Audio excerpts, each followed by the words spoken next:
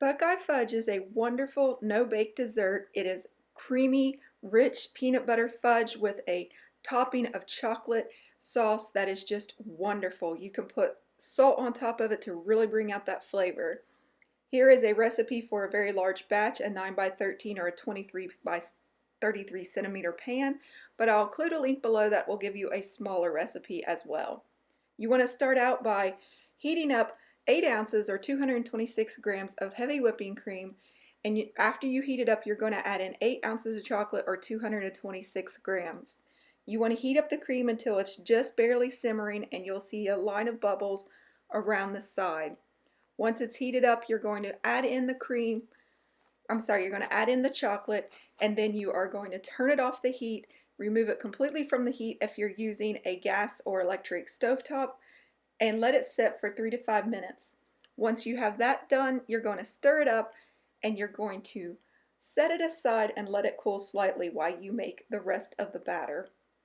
This is a very easy recipe to do. You can also do it in the microwave. You just have to watch it carefully because cream can tend to overboil. So heat it up 20 seconds at a time.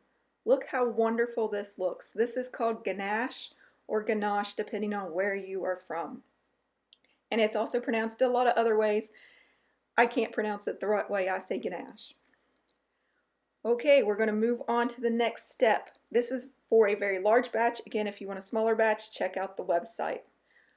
You want to start out with 1/2 cup of butter or 113 grams, and you want it very smooth. And you're going to beat it until it is nice and creamy, and then you're going to add in peanut butter. You're going to need 2 jars of peanut butter or 2 pounds worth. This is so delicious. You will have no trouble giving this away. Actually, when I had my husband take this to work, it was gone within half a day. It is that good. It is 908 grams if you're looking for grams, and you're going to beat this on low until it's nice and smooth and cohesive. And then you're going to add in about 5 milliliters of vanilla or 1 teaspoon's worth. You don't have to put in the vanilla. You can skip this step. And then the next step is to add in your 2 pounds of powdered sugar. The vanilla is completely optional, by the way. And when you start to add in the powdered sugar, add a little bit at a time, beat it on low, and you want to do this because if you don't, you'll make a huge mess. It's going to get more difficult to mix at the end, and it's going to be a very stiff dough. You're going to turn this into a 9 by 13 pan that is lined with parchment paper. If you don't have parchment paper, you can use wax paper, but I found parchment paper the easiest to release it afterwards. And then you're going to spread it out. You want to make sure you have very clean hands at this point because this is a no-bake dessert. This is called fudge. It's a weird name, but it's basically peanut butter fudge without baking it, and it's absolutely delicious. Spread it out the best you can. If you have super clean hands, you can use your hands and press it into place. It doesn't take that long, maybe about a minute. I then like to use a piece of wax paper if I am making this for other people, just to be a little more clean about it. And then I press it down really hard just to get any air bubbles out and to try to level it out the best you can. It's not a big deal if you don't have it perfectly level. This is homemade. Everything homemade is a little bit wonky. The fun thing about this recipe is you could stop right here after you get this smoothed out, and you could let it chill and then cut it into squares, and you could use this as a peanut butter fudge. Everybody loves this. It's actually a lot better than a lot of the peanut butter fudges out there because it's more peanut butter flavored and less sugar.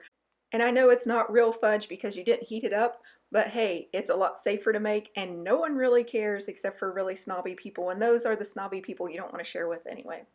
The next thing we're going to do is just pour out all that ganache that we made earlier. Again, I know I say it wrong, but it doesn't matter. It still tastes the same. This is wonderfully delicious. I recommend using a dark chocolate to balance out all that sweetness, but if you aren't a fan of dark chocolate, go ahead and use milk chocolate. It'll just be a little bit more sweet. You're going to refrigerate this until it's nice and chilled, and then you're going to cut it into small pieces. About 1 inch is about 100 calories, so just adjust from there. And look at this. This is absolutely wonderful. It's smooth and creamy, and the top tastes a little bit like Jell-O. It is just absolutely wonderful. You can also put salt on it for a little bit of flavor. I hope you enjoyed this. Happy baking!